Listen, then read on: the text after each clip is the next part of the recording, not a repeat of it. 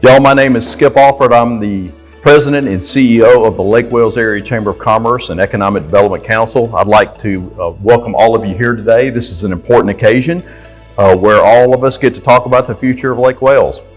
There are a couple of things that I want to talk to you about real quick though before we have our esteemed guest up. During about the past 50 years, American neighborhoods have steadily declined. This has contributed to many social ills such as steadily rising inequality, unstable households, social distrust, and alienation.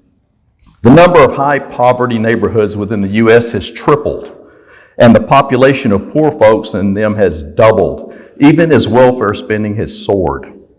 American cities now have more than 750 distressed communities, and even more such communities exist in rural and suburban areas.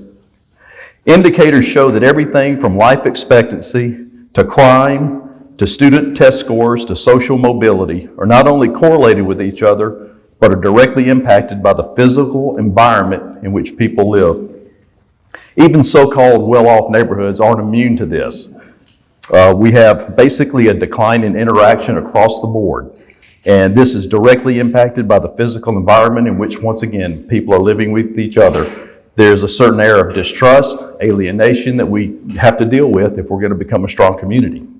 If we focus on building strong neighborhoods that encourage cooperation, trust, and mutual support among residents and businesses, these neighborhoods can nurture a sense of security, belonging, and meaning that will help residents thrive in Lake Wales. Economically, strong neighborhoods will help us attract major community investors and a wide variety of residents eager to be part of our awesome community. The bottom line is this: if we create a unique, vibrant, and affordable neighborhoods for all income levels, we can keep and lure the most talented entrepreneurs, and we can grow our own grassroots businesses right here in Lake Wales, and then we can become producers of products and keep our revenues local and invested with our own community. One aspect of economic development, y'all, that cannot be ignored is good housing.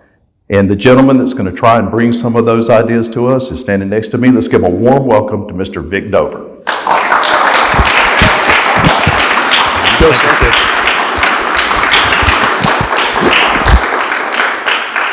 Good evening, everyone. A month and a half ago, when we paused at the end of a busy week-long, intensive, community-driven charrette to start off the plan for Lake Wales Envisioned, I told you we would come back and we would show you refined versions of the things we started that week. And we probably would discard some things that we found out wouldn't work and add some things that we thought might make up for the difference. So that's what tonight is. Tonight's a really important stop in the road. The next destination on this road is your city commission, because once we get your feedback tonight, we make a round of corrections and revisions and flesh out what needs fleshing out. We're going to be back in September with the finished plan for Lake Wales Envisioned. This is not going to be a 400-page comprehensive plan with all the details, goals, objectives, and policies and legalese. This is going to be an easy to understand, big picture, long-range document that we use as the guiding tool to fix all of those other things: the budgets, the land development regulations, the comprehensive plan, and habits. So tonight is a chance for us to check in and show you what we've been working on since we met last, and get your feedback on it. And in terms of format, I'll talk about the sequence of things we're going to cover tonight. The reason we took the lights down is so that the slides will be vivid, but in a little while we'll put the lights back up and have a chance for some open house time. You can get up close to the great big maps and meet with members of the team and discuss the details Eric, Pate, and I are about to go over with you. Now, we're Americans, which means we're not really all that good at change, right? In fact, we're conditioned to be a little suspicious about change and growth because we're not sure whether the kind of change and growth we get is going to be the kind that makes things better instead of worse. And so the theme of this, in a way, started last November. Y'all had a fateful meeting in this room last November to look at work so far on the land use study and think about the next 100 years of growth and change and development and the evolution of the citrus industry and annexations and pipes and wires and all those things. And for a good reason, a whole lot of you freaked out a little bit because it seemed like the question of how to handle growth and change too often to us is like the question of how bad is it going to be. We look just to the north of us at the communities that have metastasized around Orlando, that asphalt coating that started sheeting down I-4 in both directions from Tampa and Orlando, and it began oozing down Highway 27. Our communities to the north have been partially and in some cases almost totally buried under that asphalt coating as bland subdivisions and strip shopping centers and other forms of forgettable real estate development have taken root there. And there were a lot of you who cornered us and said, well, that doesn't seem consistent with what we're trying to do with Lake Wales Connected, the downtown plan and the plan for the Northwest neighborhood for revitalization and being the real old Florida Lake Wales. And it's hard to disagree. So we have tried to pivot that around and ask the question as we look forward 20 and 40 and 50 and 100 years, how good can Lake Wales get? That's basically the question before you in the presentation tonight. What we're going to present has started with you, with your suggestions. In this room, we had that big hands-on session. It's been evolved with the community's wisdom baked into it, and as good advice as we can get from the best experts and technicians and knowledgeable members of your city staff and so on. We started putting that together into this newer, better vision for a pretty radical idea. The idea that growth and change could make things better rather than worse. Now, we have to talk about that a minute. What we're going to present to you is not easy. It's a big lift. In fact, if you did all of it, you would be the best in the country at applying your vision to your future. It's big, and it's bold. And thinking of Edward Bach's admonition, it could be beautiful. But most important, it's within your grasp. You can do it if you decide to do it. Basically, what we're trying to create in Lake Wales Envisioned is a doable vision that you can implement if you just let yourselves have permission to do so. Commit yourselves and your resources, of course, but also be thoughtful about your rules and your partnerships with the private folks who build things.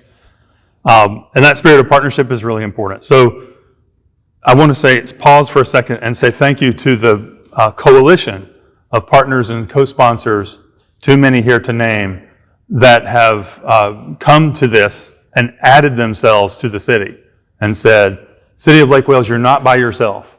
We'll work with this. We'll work on this with you. And these co-sponsors and partners have done all sorts of interesting things, including advice and wisdom as recently as yesterday from our friends at 1,000 Friends of Florida. Paul Owens, the president of 1,000 Friends, is on the front row here taking notes, and I'm going to get an email tomorrow with all the corrections what I should have thought. Paul, I want to say stop and thank you in particular for 1,000 Friends leadership, because 1,000 Friends is the leading growth management watchdog organization in our state. It's a nonprofit, non-aligned, independent group that you'll find can be very pro-growth when it's good growth that's being discussed. And they're not, let's say, shy about telling you if you start getting hooked on bad growth. They'll remind you. And many others have joined into this process. Skip introduced us tonight and hosted, and his team provided all the refreshments tonight, because tonight, focused on implementation of the vision, is hosted by the Lake Wales Chamber of Commerce and Economic Development Council. So let's pause for a minute and say thank you, Skip, for the food and the hospitality and hosting us tonight.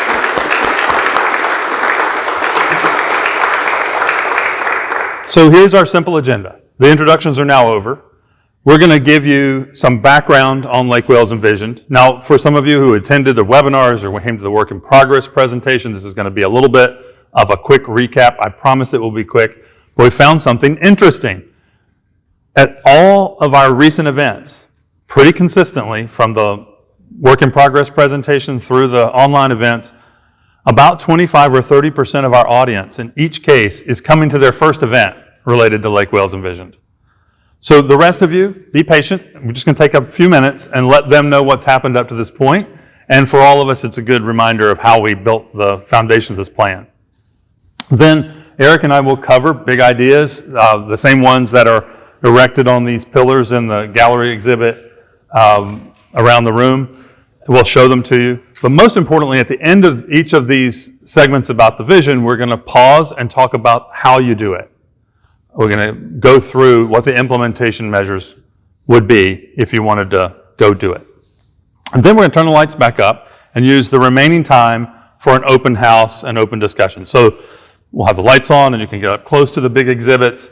I was warned, don't bring a tiny little map that nobody can see. So we brought the biggest map our plotter could possibly make. It's 8 feet by 8 feet, and I'm sure it's imperfect.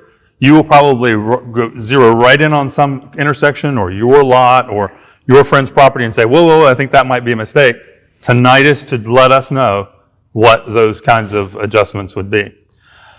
Since we're doing introductions, I also want to point out that our teammates from Kittleson Associates, Wade Walker, who's the transportation engineer on this project, who did the amazing web meeting last week. Several people told me, Wade, that was the best meeting so far at Lake Wales Envisioned, so that's to your credit.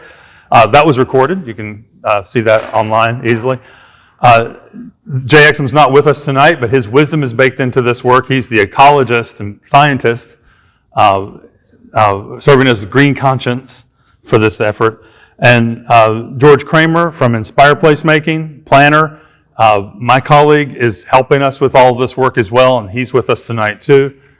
From our office, my business partner of 37 years, Mr. Joe Cole, is right here. He's the Cole in Dover Cole. Yeah, behind the pylon. And as we go through tonight, you'll meet others like Eric Pate, who will help me with the presentation, Steve Postma, Brandon Boudreau, Marise Chael, who are all here helping us put this up. Now, remember that the footprint of the city, the existing city limits, is only part of the canvas on which we're painting in this effort. That sort of salmon-colored area in the middle of your map is the existing city limits, at least as they stood a few weeks ago. We'll see if that it does change moment to moment, so stay tuned. Then the egg yolk color that surrounds that is the city's utility service area. This is the area through which, under an interlocal agreement between the city and the county and service providers, it is understood that if growth happens in an area and they require water and sewer service, that the city of Lake Wales would have the first right of refusal to provide those services and be the water and sewer provider if they wanted to, presumably, in most cases, that would come with the requirement of annexation, or at least binding agreement to annex in the future. So it's a big area.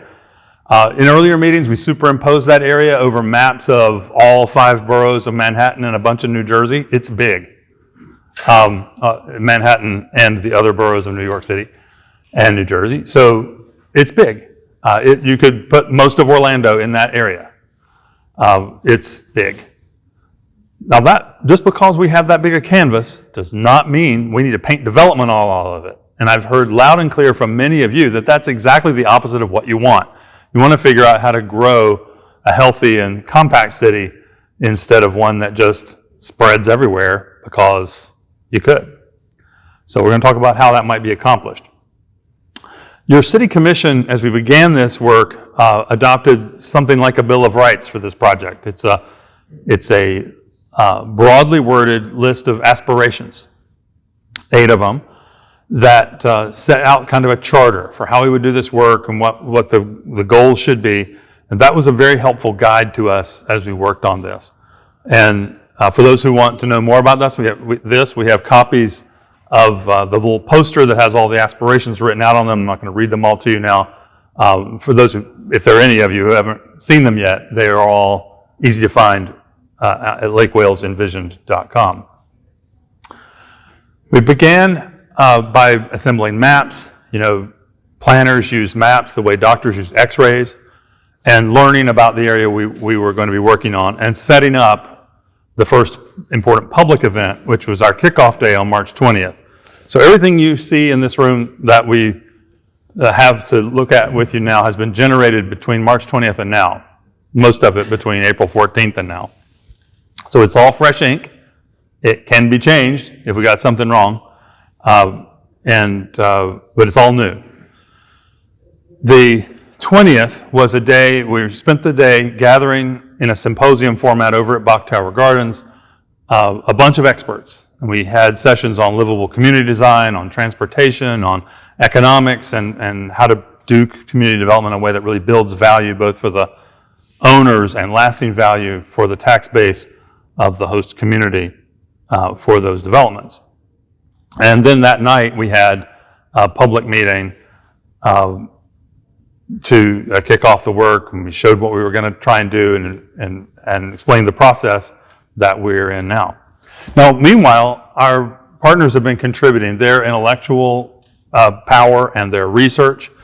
Dr. Bruce Stevenson from Rollins contributed a detailed talk on city planning history as it relates to Florida, the great national laboratory of city building. John Nolan once called it. Nolan was Frederick Law Olmsted Jr.'s protege. And he made the links between Olmsted, Nolan, William Lyman Phillips, a principal designer of Bok Tower Gardens, and what we're doing in the city plan. At the same time, we had Professor Joanna Lombard provide a really fascinating video interview on the connection between the design of our built-in natural environment and our public health outcomes. You're going to want to watch that if you haven't seen it yet. It's only 17 minutes long. It's amazing. Professor Lombard has a dual appointment in the School of Architecture and in the School of Medicine at the University of Miami. And she blends these things. She describes her research. And if you watch that 17-minute video, you're going to want to build healthy neighborhoods in Lake Wales.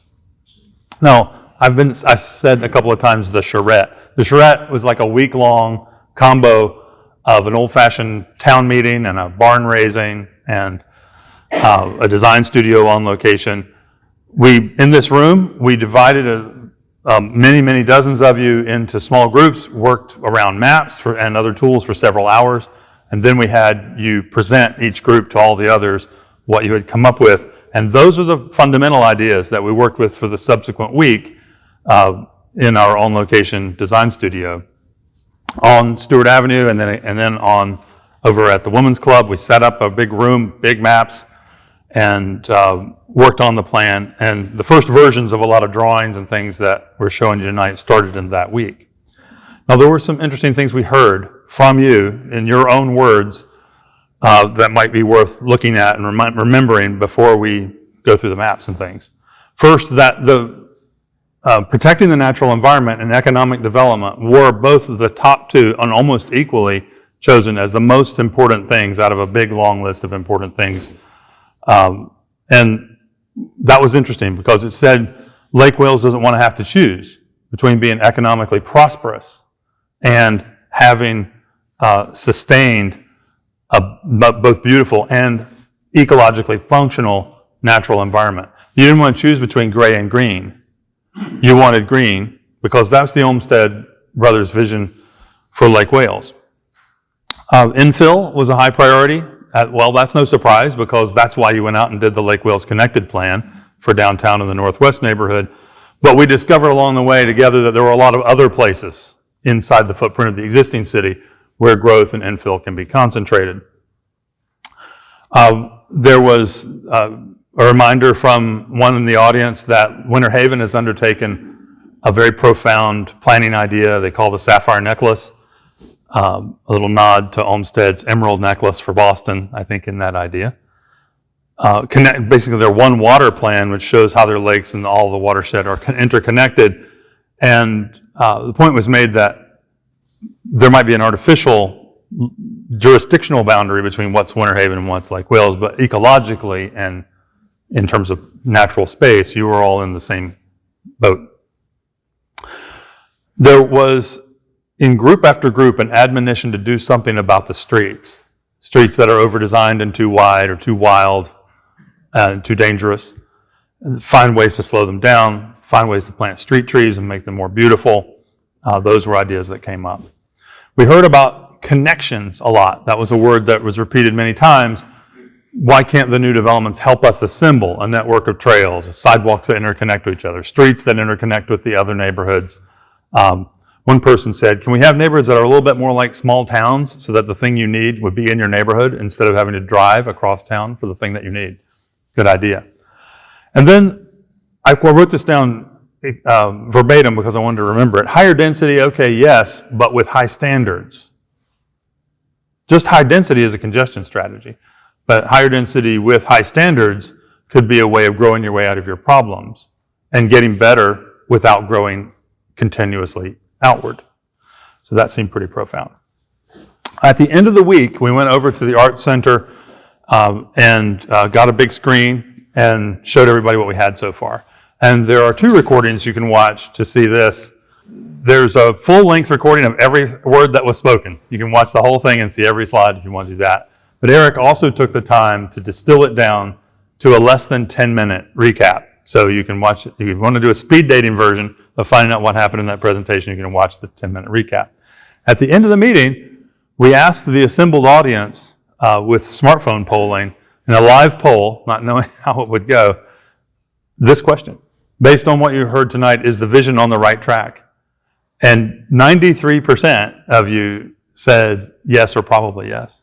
So that was very encouraging. By the way, the only correct answer is probably yes. It was a trick question. And the reason I say that is because you have to wonder, well, what's the price tag? Who pays for the good things we see in the pictures? How does it work? What are the rules? How will those rules affect me? What's the sequence? There are lots of questions. So probably yes was the correct answer. But thank you for the 43 who just said, go for it.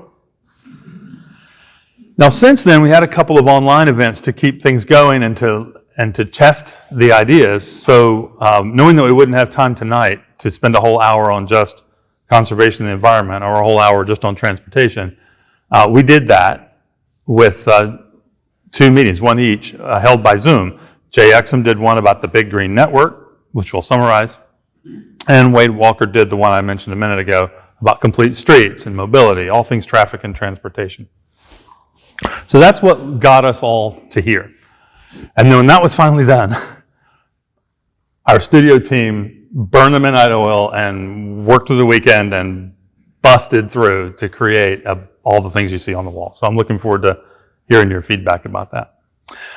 I just want to give you a little quick thought about the kind of choice that exists as we contemplate whether to implement Lake Wales Envisioned. The first is that when Lake Wales started, the founders and the people who built things stuck one brick on top of another or nailed 2 sticks together to build that house and the next house. The people who made this place were trying to make a human habitat. And they were optimizing the design of architecture, the planting of street trees, the arrangement of the streets in the block and street network, the design of neighborhoods. They were optimizing that for health and happiness and prosperity for human beings. But if we look at what's happened since then, habits in the real estate development industry and traffic engineering and many other habits have devolved nationally, not just in Lake Wales, to such a point that the newest neighborhoods look more like habitats for cars, even the prettiest ones, to have nice new landscaping and so on. When they started, your grandparents and great-grandparents, when they started Lake Wales, and we were poorer but smarter, the kind of place we built was the kind of place where the fronts of buildings have front doors and storefronts and balconies and windows. And there's a relationship between you and the public space and their private buildings. It's set up to be not just practical, but memorable, wonderful, as in inspiring wonder. But since then, the tradition has devolved to the point where buildings are pushed far away from their streets. Streets themselves got so big and so fast and so violent that you might want to pull away from them or turn your back on them. It's hard to understand how that happened, but we got away from those habits. And so if you wonder, like, how is it possible that we lost our confidence in the ability to grow? Well, it's because of that kind of change. I keep going back to the examples, not just from Lake Wales, but from around Central Florida. This is Lake Wales. It's designed to be a place where neighbors get to know one another. You step out on your front porch and somebody walks by on your sidewalk and you say hello. That was the default setting for real estate development when this town was started. And I think that they were actually putting in built form a kind of textbook for us, a Lake Wales way. If we will think about how to reincorporate their ideas in new development, if we can say to ourselves, what would Frederick Law Olmsted Jr. do if he were alive today? And he learned all that we've learned in the meantime since he practiced. We probably would create scenes for commerce that resemble successful streets, like the main streets in Winter Garden or Winter Park. This is Park Avenue in Winter Park. They had the nerve to name it Park Avenue after you had already taken that name. It's kind of amazing. Your city commission is way out in front of this, and if you've noticed all the dust and turmoil in downtown where there's a crew out there building a piece of Park Avenue, the first of two phases, the whole goal is to change Park Avenue into a place, get ready, it's going to be a dramatic improvement. Because what's happened is they're thinking of it as a people-first public space rather than just a car place. They don't have cars, they don't have parking, it'll be car-friendly, but it will be the pedestrians that seem like the dominant species in that place. The default setting was to set up neighborhoods so that you were encouraged to take a walk, or ride your bike, or use transit, or just move around, get your basic daily activity. Simple things like a street tree throwing shade over the sidewalk could be the thing that determines whether you stay inside and look at screens or you go outside and get your exercise. And I ride my bike to work. People think that's funny because, big fat guy riding his bike to work. I ride my bike to work because that's the best part of my day.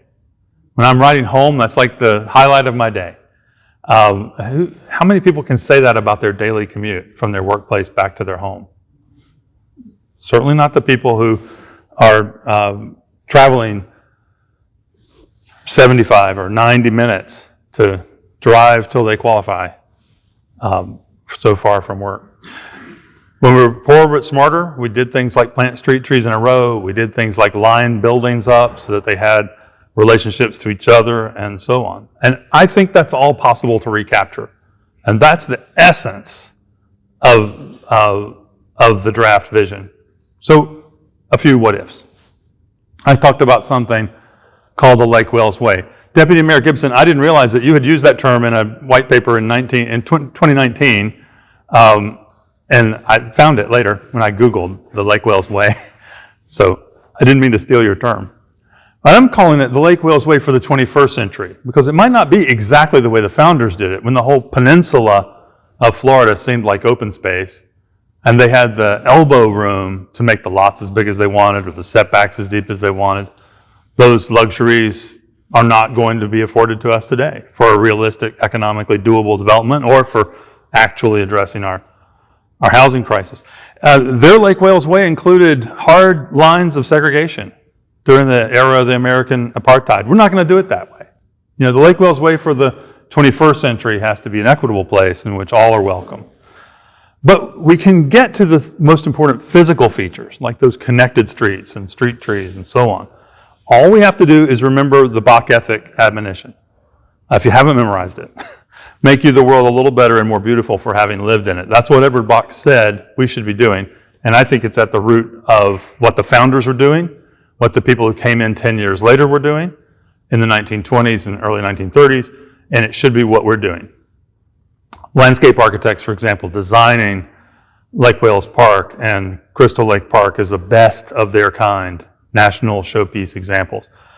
People building houses that, just like the commercial buildings I talked about before, have a relationship to the street instead of instead of a storefront. It's a front porch, but they have a relationship. And they get that friendly front partly because they think about where to put the cars, on the side or in the back.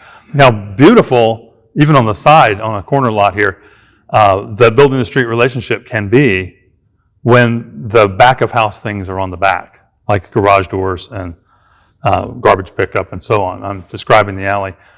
Those founders, when they went out to make a civic building, made it look like a civic building. And the perfect example is the old City Hall, now Polk State College. So in that room back in April, we tried to dredge up all those memories and ghosts. And Madi Chael, architect, drew the longest drawing and made this beautiful poster to illustrate the idea that houses of different kinds and the public spaces they confront could be designed into a design relationship. In fact, you could have little houses and row houses and small cottages and bungalows and duplexes and row houses and mansion-style apartment houses. That's a big thing that looks like a big house, but actually has 4 or 6 or 8 dwelling units in it. You could have those all in the same block. And that was illustrated in these drawings that Madi did at that time. Now let's look back at the maps that were made in this room by citizens when we gave you orange and yellow sticker dots and said, where would you put the growth if it was up to you? And this was hard because we gave everybody a certain number of them and they had to find a place on the map for all of them. We gave them permission to stack them if they wanted to make it denser. We gave them permission to put them side by side if they wanted to spread it out. And every table took time to struggle with, if I was to accommodate the forecast growth, where would it go? All right, now keep in mind, the immediate near-term forecasts are more for population growth in Lake Wales, even though it's a boom time, are more than accommodated by the new subdivisions and other kinds of residential development already in the works, already approved, many cases already under construction or nearing construction because they're doing their environmental and engineering kind of permitting work. But the near term is not where we have to find room to grow. The near term is more than accommodated with the dwelling units, let's call them, houses we used to call them, that are already permitted. Now some of those will fall apart because real estate deals don't always happen, even though they go through the process of getting their legal entitlements. Sometimes they expire, sometimes there's a recession, sometimes there's a pandemic, all kinds of things can happen. But as we get out past the near term, and we start getting into the latter half of the time frame marked out for Lake Wales Envisioned, you're going to start to need more places besides those subdivisions and apartment complexes that you've been reading about being approved. And a lot of that growth can be accommodated inside the footprint of the existing city. We're going to show you examples of where. In places that you didn't even realize could have a mix of uses and therefore accommodate some of the population growth. And after that, then where? Well, the Lake Wales way for the 21st century is to grow by virtue of neighborhoods. So the big map, which is kind of an illustrative map that shows all these ideas at once, divides the world of Lake Wales and its utility service area into 4 big categories. The first one, and the most important, is a category we would say an area where the priority is preservation and infill, like downtown, like around the lake, like Druid Hills, like the Northwest neighborhood, and there are many more. Where some of that inside the maroon-colored area on this map, that's where that land exists, and you have capacity for growing there. When it's time to grow beyond it onto the green fields or the former citrus groves, the right increment of growth is the neighborhood. I'm going to talk a little about what a neighborhood is. It's not a subdivision or a shopping center, spoiler alert.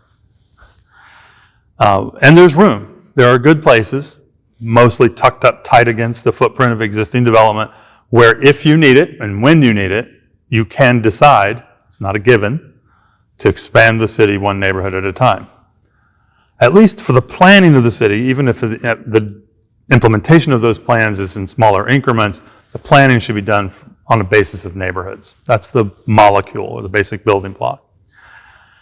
But then there's more land out past that. And in that land out past that area that's tucked up tight against the city, there are already ambitions for a number of different kinds of growth that could occur. And they already have property rights to a limited extent. Out in the county, if you don't have water and sewer, you probably have one dwelling unit per 5 acres as a kind of base level right to residential development, or its equivalents. And by the way, if all those acres were divided up into 5-acre martini ranches, that would be a terrible, terrible outcome. Think about it. The whole canvas painted into 5-acre rectangles, each rectangle too small to plow and too large to mow.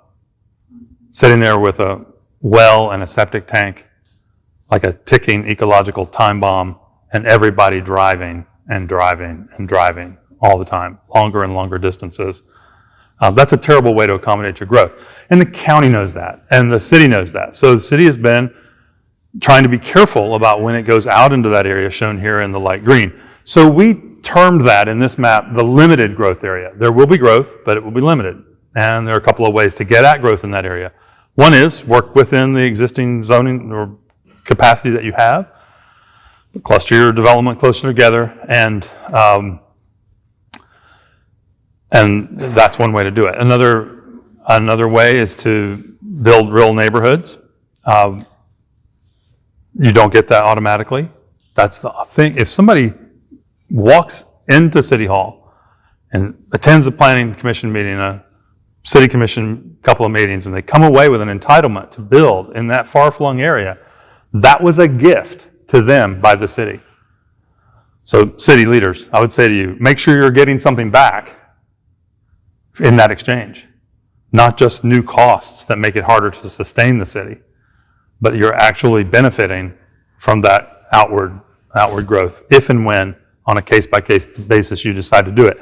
But for the property owners, what you have to remember is you don't have the right to build something denser or better unless the city commission decides, and the county commission and the city commission decide in their joint planning agreements. The greenish area here, mostly down in the corners of the map, and you can see a piece of the utility service area overlaps the Tiger Creek Preserve. Those are existing parks and conservation lands. Most of what we think of now as agriculture is in, whether it's ranches or citrus groves, is either in the light green or pink colors. So what if, there's the illustrative vision, what if we were to undertake a serious effort to conserve as much of that sensitive environmental area as possible, and to support and sustain as much agriculture as possible, to build a big green network? This is a 20-year or 30-year generation, once in a lifetime kind of project, a moonshot, if you will. That will be something that will require a lot of coordination, a lot of salesmanship, a lot of fundraising and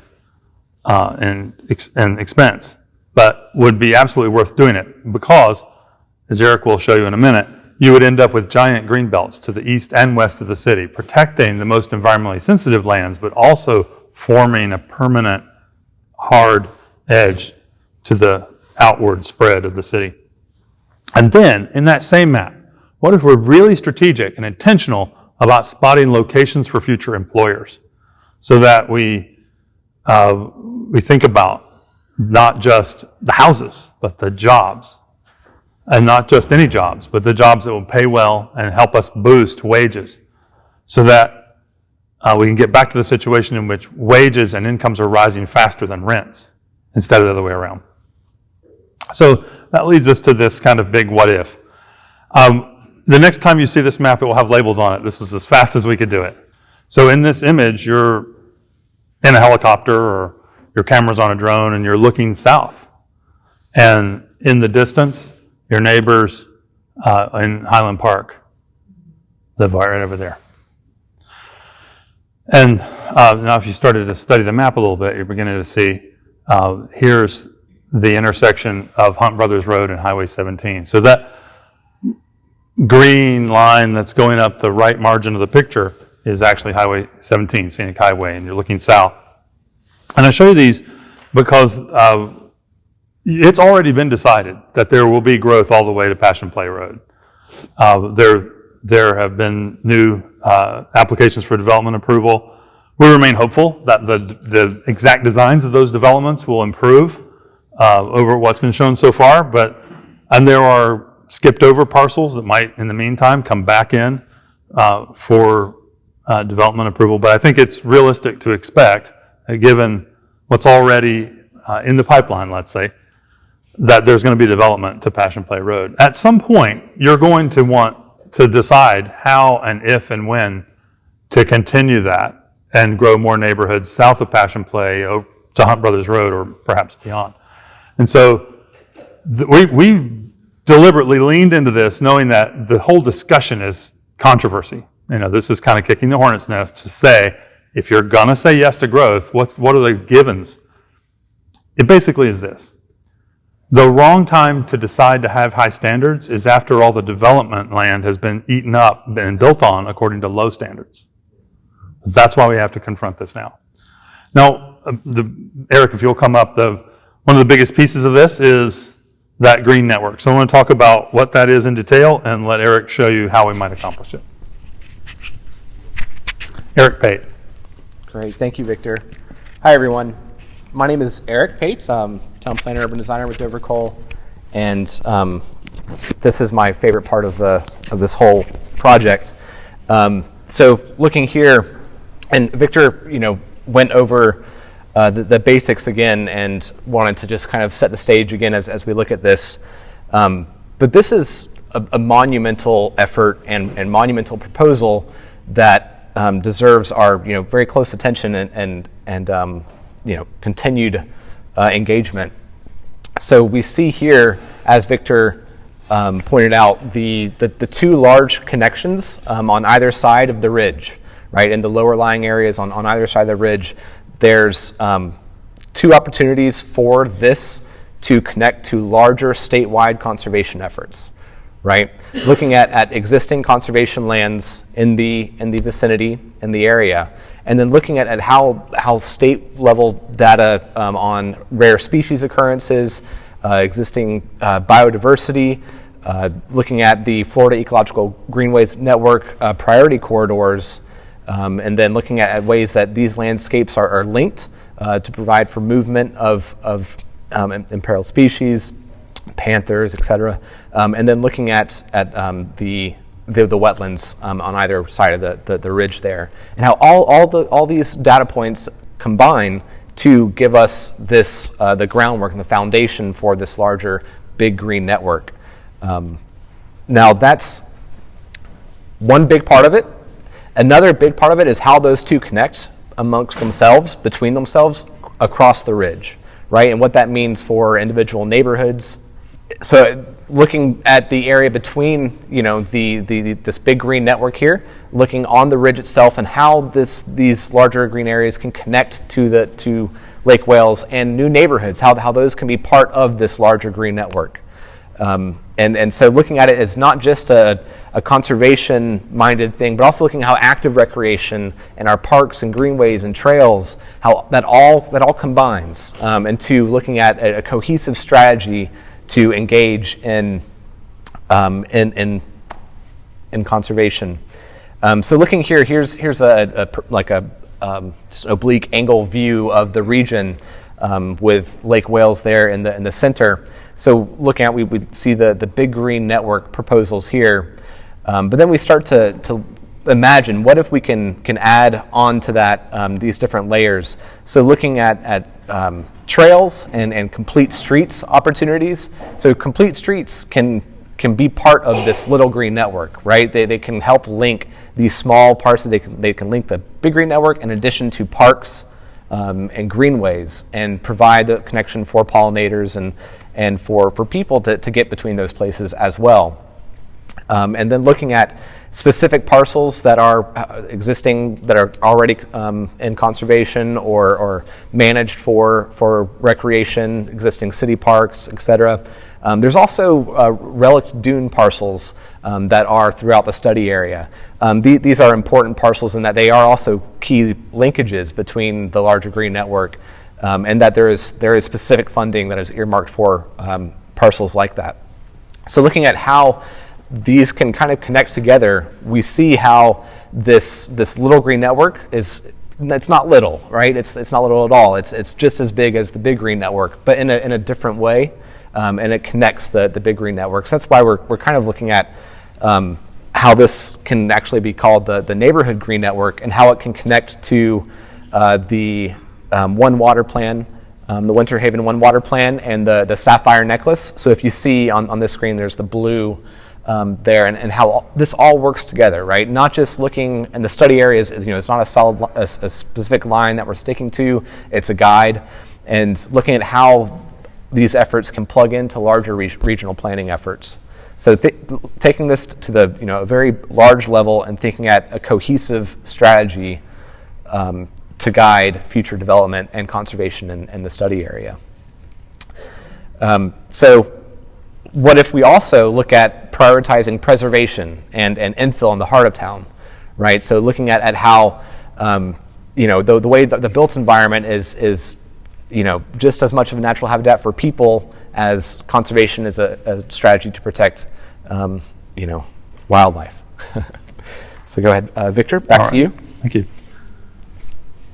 So, Edward Bach and Frederick Olmsted Jr. and others were fascinated with Tiger Creek, and they had the idea and others had the idea that it should be a national park or the equivalent. Thank goodness the 5,000 acres or so that are in the Tiger Creek Preserve are in the hands of and being managed by the Nature Conservancy. But the big green network that Eric described would make it conceivable. You could add another 9,000 acres in a kind of ridge to river linkage on the east side of town, another 9,000 acres west of town. And so we're talking about big, meaningful change from the status quo, which is wait until everything around you is a shopping center or a subdivision, and then turn your land into one of those two. Now, the part of the antidote is getting control of land or buying conservation easements, but the other antidote is to accommodate the population growth pressure in ways that don't require the outward spread. And so those orange sticker dots became really important. Lake Wales Connected says, let's turn the lights back on in historic buildings, let's fill back up the downtown, let's capture the lost space in the thinly developed areas we've already settled. And there are more of those than just in downtown and the northwest neighborhood. And to name a couple, the area around the Eagle Ridge Mall caught a lot of your attention. Look at the difference between this aerial photograph and the ones I showed you of downtown, where the buildings were close together. Here it's buildings separated, isolated from one another and by parking lots. The assumption is drive everywhere for everything every time. And you'll want to do that because it's pretty hot in any of those streets or parking lots. So we began to wonder, the Eagle Ridge Mall, some think that it's run its course and it's going to be plowed under someday and we redeveloped. Everything is subject to someday being plowed under and redeveloped. But you have your dynamic former city commissioner, Curtis Gibson, as the new mall manager, and he's recruiting new tenants and things. He has no intention of seeing the mall torn down. And honestly, anytime somebody has an asset like this, they should be given every opportunity to try and make that asset work. And you can see them repositioning parts of the old retail space for new uses, like the church and so on. What if you take that to the next level? There's so much land around the existing mall, which was planned for parking on the day after Thanksgiving, but never needed anywhere near that much land. And all of the unrealized out parcels, there's land around the mall where you could, without damaging or disturbing anything in the mall itself, you could peel back the asphalt to make a development site. Probably get it to be a little greener and a little less gray. And there are a number of places whether it's close to the food court, close to the church, or close to the movie theater, where you might choose to try and set up a little seed of street-oriented city life outside the air-conditioned, skylit interior of the mall. So that's a starting point. Like you could pick one of these and do infill development on the mall site that has a new and better look and starts to reposition the whole property in people's minds. Make it back into a place where more people will want to go. I actually think that the western edge is probably the most likely because of the proximity to Highway 27 and the visibility and so on. So imagine if just one of those little seeds of infill development in the mall parking lot took root there. You could then grow from there. And there's no telling how far you could go in the re-urbanization of the mall. So we kind of created a little sequence here to imagine over the course of 100 years, you could start to create positive street frontages and interconnectedness just like in a traditional neighborhood. Not a straight rectangular grid, obviously, because of the egg shape that's there, but a modified one. Maybe the future of the mall is more like a village. And that wouldn't all have to be retail, would it? It could be workplaces and places to live and lodging. We've got a starter sketch going here to illustrate this, and I guess the next time you see this, it'll probably be in color. But here's an aerial view of the existing mall. James Doherty gave me this morning. I told you, fresh ink.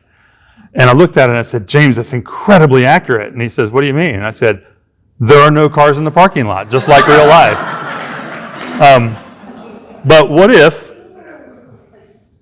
if you started to recover and capture some of that lost space? And they became addresses. Again, addresses for humans of the kind we've been talking about. Street-oriented or public space-oriented urbanism. And in the logic of that, if you did a whole lot of it, you'd eventually go from mainly surface parking to parking structures in that location. That's not inconceivable. And there are mall retrofits that have followed this kind of pattern all around the country because Eagle Ridge Mall is not the only one. There are about 3,000 malls of a similar vintage and size that are fading in a similar way. And people are trying to think up ways to reposition that space for economic productivity. So that's one. The other one that just jumps out at you when you look at the map, because its parking lot is big enough to be seen on a photograph of the Earth from space, is the Orange Grove Shopping Center. And the former Walmart was there. Walmart moved, it left the center. The McDonald's is boarded up in that location. They moved over too. But Harbor Freight and Tractor Supply are doing good, and there's some other tenants in there. So there's no need to disrupt what is working. What's not working is this giant asphalt scab of wasted land.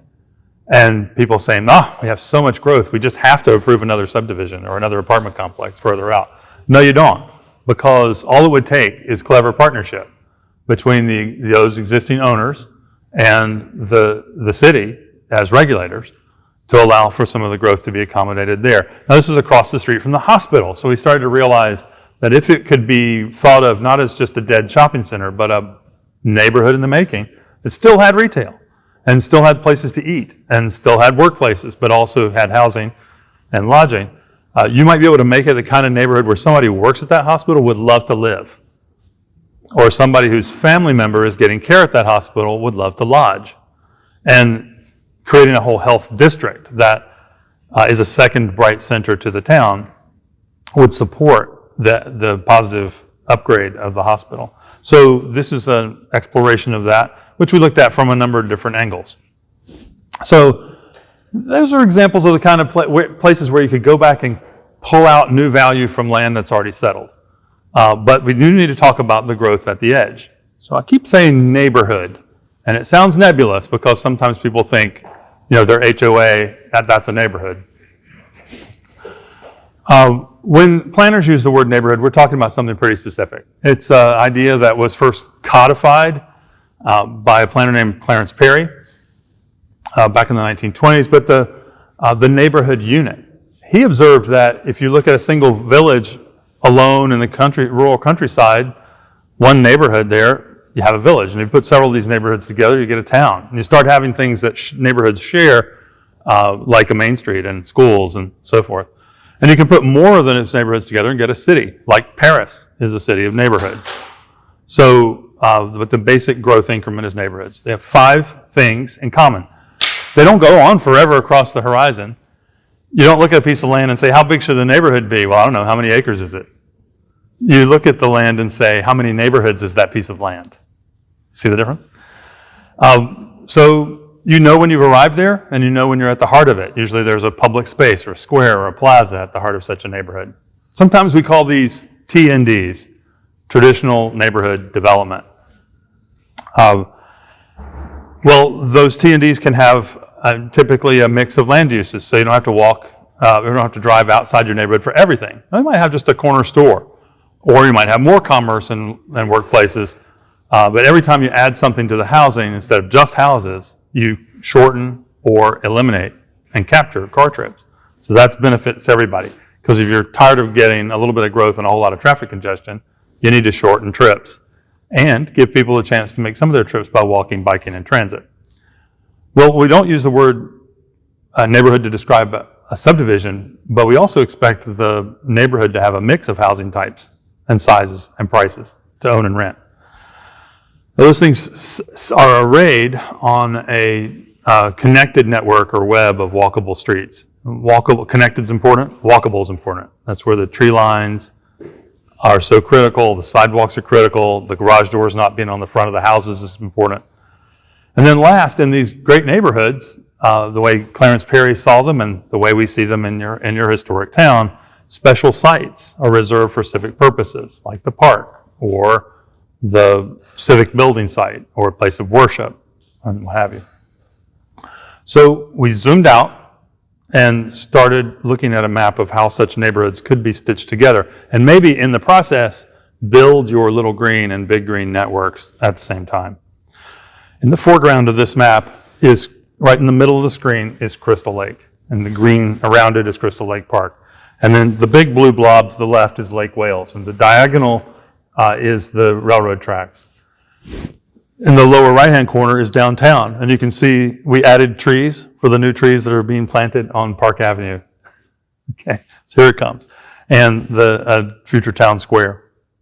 And we get south of town, following Highway 17 down, there are a few things that this map illustrates. One is that if you want scenic highway to remain scenic, you got to tuck the development in closer to itself and pull it away from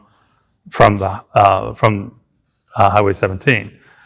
There may be places, as happens in the historic downtown, where the development comes right up and kisses Highway 17. And if you do it well, like on those great historic buildings, it can be scenic with architecture. But generally speaking, it's going to be important to not develop every square inch right up against Highway 17, but to think of it as the Olmsted brothers would have as a street in a park. So just for orientation, let me just zoom in on this a little bit. This is the map I showed you before. So in this drawing with Highway 17 on the far right, the Hunt Brothers Road, Highway 17 intersection, about 2/3 of the way up from the bottom on the right, that's where the roundabout is. And then there was development planned, and so we three-dimensionalized a little bit of it to illustrate that. I'll zoom in on that in a moment. And then we draped this, a hypothetical layout, on the topography, planning for the stormwater and the parks to be in the low-lying areas. And the development to stay off the steepest slopes, but also use the topography for scenic effect, just like the Olmsted brothers would have. So, step one. If new development starts to go south of Passion Play Road, you're going to want that to be in the form of these T&Ds.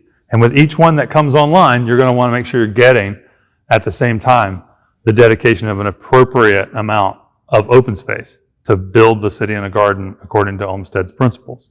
So I'm just stepping this through one step at a time, but let's zoom in on that last one. A new neighborhood, here kind of shown, highlighted in the yellow color, and open spaces associated with that neighborhood, parks or preserves or squares, that are generous, just like the founders did when they started development in the old part of town around Lake Wales. And if you're smart about it, you'll put that green space where the stormwater wants to go and where it helps protect the scenery on Scenic Highway. So let's just go forward now. It may be a good idea at some point to even go south of Hunt Brothers Road, but I would, and that's where the map changes from a kind of anticipated, these new neighborhoods I'm showing you are where we switch from an anticipated planned growth area to a limited possible future growth area. But as that happens, you're going to want to make sure that the green belt is being assembled. So in this sort of final state, what you're seeing would have a permanent Lake Wales Highland Park green belt that separates the two and has them not grow together into one big mass. If we zoom in on that neighborhood, you can start to see the principle that was illustrated in the architectural drawing I showed you a minute ago, that on a given block, we can have houses and bungalows and cottage courts and row houses, apartment buildings. We can, if you look at the upper left-hand corner, let's zoom in for a moment. We can have a neighborhood square. We can have a site reserved for a civic building, like on the foreground on the left. That's a good place to also have some row houses or courtyard apartment buildings, like the Court of the Seven Chimneys on Park Avenue. If you zoom in more, this has a spot for a corner store. Not a lot of commerce, not a big, a retail center of giant proportions, but just enough to provide the neighborhood a place to go when you want to meet up with a friend and get a cup of coffee. So here's the question. Is there some reason why traditional walkable neighborhoods with tree-lined complete streets of the kind I've been describing are no longer the norm?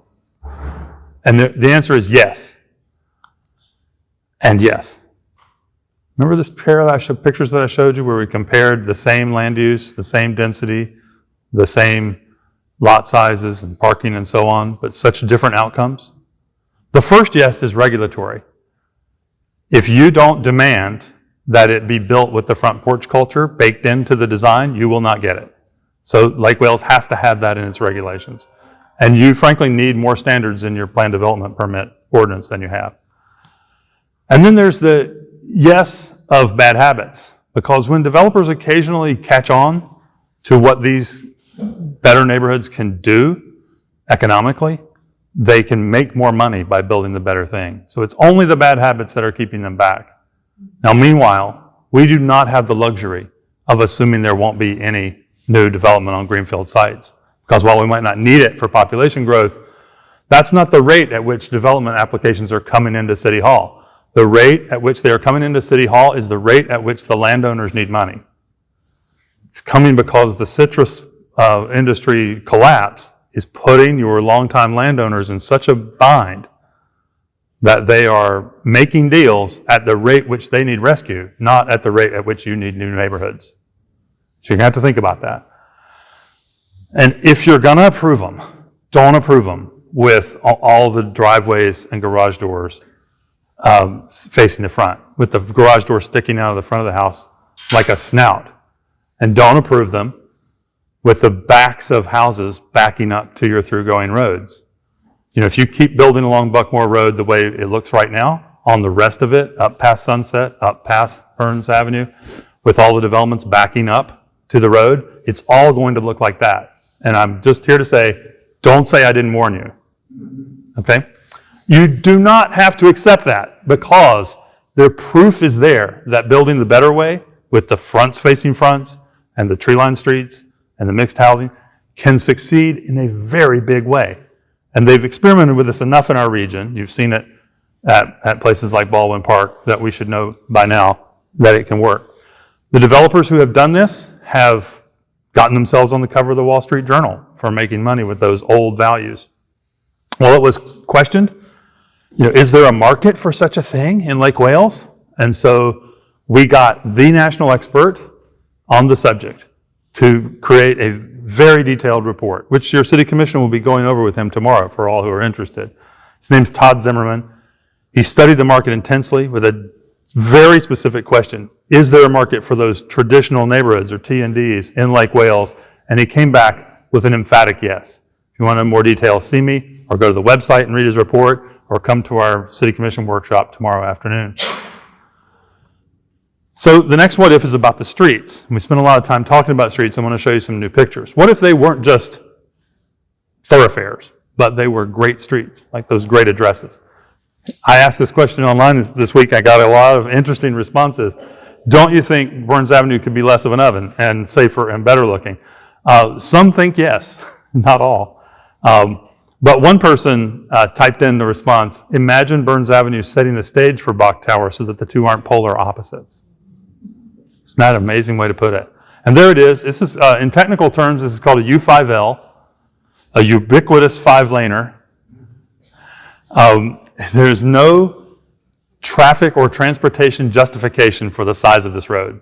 The traffic isn't even close to needing a 5-lane facility. So we began to wonder, what if you modified it? Want to see that again? Before and after? What if you just repurposed a couple of lanes that you don't even really need, and suddenly you have room within the right-of-way for trees in the median along with left turn lanes instead of the suicide lane. By the way, the quarter mile of suicide lane that's not near any driveway or street intersection is hard to explain. Like, why is that not a median? And then you have room for street trees on the sides that shade the sidewalks and protected bike lanes. We didn't come at this out of nowhere. You asked for it. In this room, back on April 15th, people said, what if we redesigned Burns Avenue? Could you make it like this? So we went in and we studied it in detail. And here are the new drawings. Here's existing conditions kind of isolated on a white backdrop so you can make out all the components. 2 lanes in each direction. Infinite suicide lane down the middle, or twiddle, 2-way turn lane. 2-way left turn lane. And here's the what if. The curbs stay in the same place. So this is actually, as such projects go, not a very expensive improvement. That would leave you room for the sidewalks to have shade, the median to have trees, the lanes to be the right size. Instead of being a speedway, people slow down, and you'd have protected bike lanes. So what if from another angle? I just have to ask, where would you prefer to live? This kind of looks like it's at the beach. Here or here? And then because we were asked, we took a special look at the intersection of the road that leads to Bach Tower Gardens. There's a lot of ways to address this. And there are a number of different ways it could be improved. It has the makings of a dramatic before and after picture, no matter how small the improvements are that we make. But here's a big one. Here's a what if that incorporates a small modern roundabout in that location. That's not a foreign concept because your mobility plan says to do just such a thing at the intersection of Buckmore Road and Burns Avenue anyway, and Lake Wales Connected Plan says do just that, such a thing at the intersection of Burns and Scenic Highway. So it would be in keeping with that. Just an idea. Now, Eric, do you want me to keep going through this, or you want to take over here? Okay. We're almost at the end, but the next is what in those areas that are outside the sites that are tucked up tight to the city, we still had a provision for allowing somebody to develop if they really needed to. And that could be with a form of traditional neighborhood that requires even more open space, that's connected and contiguous, and clustering of the development into a smaller percentage of the land. That would allow you to get everything that needs to connect, ecologically or transportation-wise or in human habitat, to connect. And just to compare the two, the TND on the left, the conservation village or hamlet on the right, the idea is that they each have open space, but the percentages are different. They each have connected tree-lined streets, but the percentages are different. And we think those kinds of tools are going to come into play when you start getting into the outer reaches of the utility service area and you want to fulfill this admonition to protect the viewshed of Highway 17, to the extent you still can before it's too late. And so this illustration with the green that you see flanking both sides of 17 is meant to be an embodiment of that idea. How do we do it? There are 4 big themes we've talked about: jobs and prosperity, green stuff, neighborhood form, and mobility. For each of those, we have started a big chart. And those big charts are printed out poster size around the room. And they list, just like we did for Lake Wales Connected, a to-do list. It says, do these things, 1, 2, 3, 4, 5. And then with each one, a time frame and who's in the lead, what agency or entity would take the lead. So on the economic side, one of those to-dos is to identify land for employers that are more than just the people who are working from home because they love this new great neighborhood they can live in. And so we started observing where that could fit well within the existing and proposed growth and within the green network. So just then when we get to the green network, how do we implement that? Well, this is the list that Jay Wexham went over last week. But essentially it says, put your money where your mouth is. You can buy things. That's what fee simple acquisition means. You can buy the development rights. So it can go back to conservation or restoration. You can buy the development rights, but let it remain in agriculture. There are a lot of tools here that involve spending money, and then there are the tools that involve applying the regulations, local, county, state and federal. We don't have agriculture as a land use in the city at the moment. I think that probably is something we should do, along with including rural land within the city as a land use. And so there's a long list that runs through the features that Eric described of ways to get that to happen. But remember, it's a big lift. It's going to take teamwork. The most important tool might have come to you in November, when as a county you passed a referendum to buy land for conservation purposes. Some of that land will undoubtedly be built or bought in and around Lake Wales. If you speak up and say, county, we need some of that land to be spent on our priorities. They're important to the county as a whole. So when Lake Wales' fair share of that money is spent, the Green Network shows you where to spend it. How do we implement neighborhoods? You've got to make it worth it to the applicant, to the developer, and the business people. I have to show you this chart. If you haven't seen it before, this is a Venn diagram of the possible and the impossible. Everybody wants stable services from their municipality. They want low density, and of course they want low taxes. But there is no place where all three of those are true at the same time. In order to provide high quality services and not have service cuts, and also keep taxes low and services stable, you're going to have to densify somewhere. And that's what all the little orange sticker dots were about.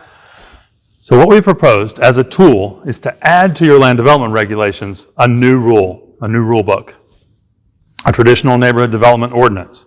It's going to have standards, the ones I keep talking about, and requirements that don't apply to the other categories or to your existing plan development permits. So you're going to have to make it attractive to someone to want to use it, which means building in incentives. Basically, they have to be able to be more certain because they have less risk and or more yield because they have more units or more efficient delivery of whatever the development form it takes. So we've, just to give you a glimpse of it, we've also got this on the boards. We've done a first take at this. We've got an outline for it, all the things that would go in it. Each of these sections in this draft table of contents, we've thought about what it would include, like what are the standards that make a neighborhood a neighborhood? What do you have to do in architecture, or at least with the placement of buildings within the limits provided for by state law? How do you make the streets good and the blocks not too big? All that requirement stuff and the street standards. But we can't just stop with the rules. We're going to have to be thinking about what makes it economically feasible for them. The first thing is, if you won't have it any other way, that's the most economically feasible alternative. Okay? That'll get you somewhere, but it won't get you all the way there. Then, what about if they can make more money with less hassle and less risk, which means a streamlined approval process or more predictability than they have now, or more yields? That's how you do it.